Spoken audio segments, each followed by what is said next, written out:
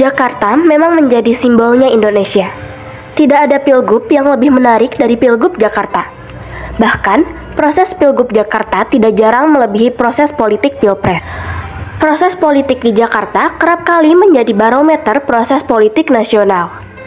Hal itu wajar, sebab pemimpin Jakarta akan mendominasi percaturan politik nasional dan kepemimpinan di Jakarta akan menjadi awal menuju kepemimpinan nasional. Kali ini lebih menarik lagi, karena peta politik dalam Pilpres 2024 yang baru lalu tampaknya akan dilanjutkan dalam Pilgub di Jakarta pada Oktober 2024 mendatang. Seperti sudah menjadi rahasia umum bahwa Pilpres 2024 didahului oleh keputusan MK yang memperbolehkan capres-cawapres di bawah usia 40 tahun ikut dalam kontestasi. Lebih tepatnya, capres-cawapres minimal berusia 35 tahun. Sehingga, anak presiden yang bernama Gibran Rakabuming Raka bisa masuk dalam bursa cawapres. Kemudian, ia menjadi cawapres Prabowo dan maju sebagai pasangan nomor urut 02. Mengapa Gibran yang harus maju? Padahal banyak calon lain yang lebih senior dan mumpuni. Jawabannya adalah untuk mengalahkan Anies Baswedan, seorang tokoh yang oleh sebagian orang dipandang sangat mumpuni dan tak terkalahkan.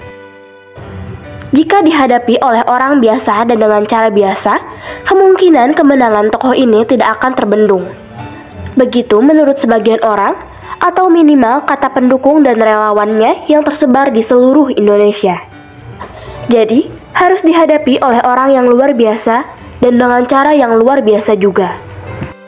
Untuk itu, putra pertama Presiden Jokowi harus maju, karena dengan begitu, cawe-cawe presiden bisa maksimal. Presiden Jokowi sebagai penguasa tunggal bisa mengerahkan pengaruhnya untuk memenangkan putra kesayangannya. Dan ternyata sukses besar. Bahkan bisa menang satu putaran. Sesuatu yang luar biasa dan melampaui prediksi awal. Proses politik menjelang Pilgub yang terjadi di Jakarta nyaris serupa. Diawali dengan hasil putusan MA yang memutuskan batas usia calon pemimpin daerah berusia minimal 30 tahun pada saat pelantikan. Sebelumnya, aturan itu berbunyi minimal 30 tahun pada saat pendaftaran. Memang lazimnya, jabatan apapun yang berkaitan dengan batas usia selalu batas minimal dihitung dari saat pendaftaran. Namun, putusan MA itu tidak mendapat reaksi apa-apa. Tidak ada protes, tidak ada suara. Maka putusan itu pun melenggang tanpa kendala.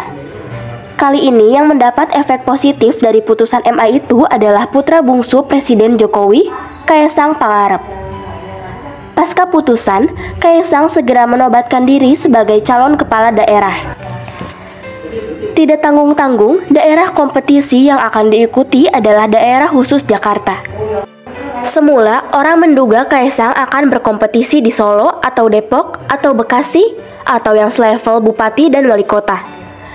Namun ternyata di DKI Jakarta menjadi kandidat cagup atau cawagup. Lalu mengapa di Jakarta? Lagi-lagi adalah faktor Anies. Segera setelah menyatakan siap menjadi cagup DKI Jakarta, Anies tak terbendung lagi. Berbagai lembaga survei menyatakan Anies berada jauh di atas dari kandidat-kandidat lain yang sempat muncul. Belajar dari pengalaman Pilpres, Anies hanya bisa dikalahkan oleh cawe-cawe Presiden Jokowi secara full time. Dan semua orang mahfum bahwa Presiden Jokowi akan full action jika putranya atau anggota dinastinya yang tampil menjadi pemain utama. Lantas, dengan siapa Kaesang Pangarep berpasangan? Kaesang sendiri berkali-kali menyatakan kemungkinannya berpasangan dengan Anies Baswedan karena berbagai hasil survei Anies Baswedan memang memiliki elektabilitas yang paling tinggi. Banyak yang menolak, terutama datang dari pendukung Anies. Tapi yang tidak diduga penolakan itu juga datang dari PDIP, musuh baru keluarga Jokowi yang paling militan. Semua pihak nyaris terpancing oleh pernyataan Kaesang. Padahal pernyataan itu hanya gimmick, cek ombak, pancingan. Yang sesungguhnya akan terjadi adalah Kaesang akan dipasang untuk mengalahkan Anies Baswedan. Pasangannya siapa lagi kalau bukan kandidat cagup Koalisi Indonesia Maju, Ridwan Kamil. Lantas, apakah strategi ini akan berhasil mengulang keberhasilan di Pilpres Februari 2024 mengalahkan Anies Baswedan? Para pengamat menyebut banyak perbedaan antara masyarakat Jakarta dengan Indonesia secara keseluruhan. Masyarakat Jakarta relatif berpendidikan dan cukup melek politik. Mereka bisa menilai secara objektif mana yang baik dan mana yang buruk.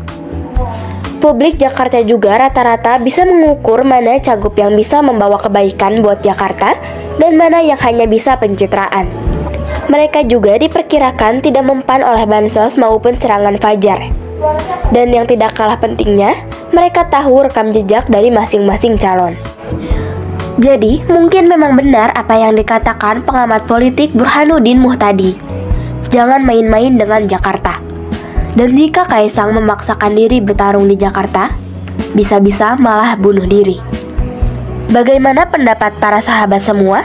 Silahkan sampaikan pendapat Anda di kolom komentar.